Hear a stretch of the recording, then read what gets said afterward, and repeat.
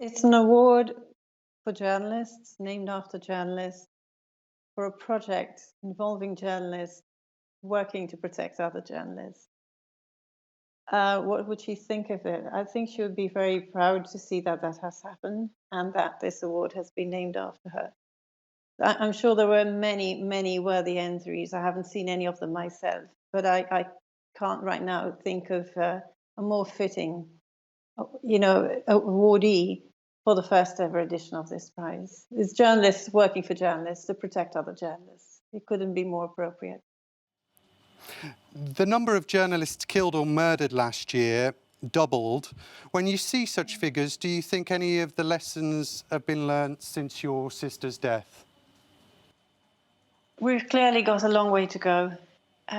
Journalism, unfortunately, even in Europe, has become a very difficult profession. It's under assault by from various sources. There are economic pressures on media organizations and so on.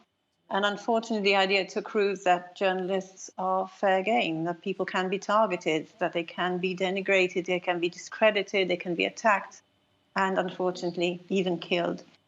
And that's even in Europe, where which is built on the values of justice and liberty and freedom of expression. It's a terrible thing to see, and we would have hoped that things would improve sharply after Daphne's death. But although people are becoming more aware of the dangers, even to the people who lose access to information as a result of attacks on journalists, even though people are more aware of the dangers, we have yet to see the kind of drastic action that the world needs to take, and Europe in particular needs to take, to protect journalism as a profession and to protect the journalists who actually protect our right to know. This is the first Daphne Caruana Galizia award. On a personal level, how do you feel?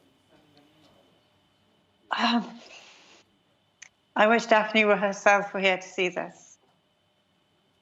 I'd rather she were here talking to you than I am.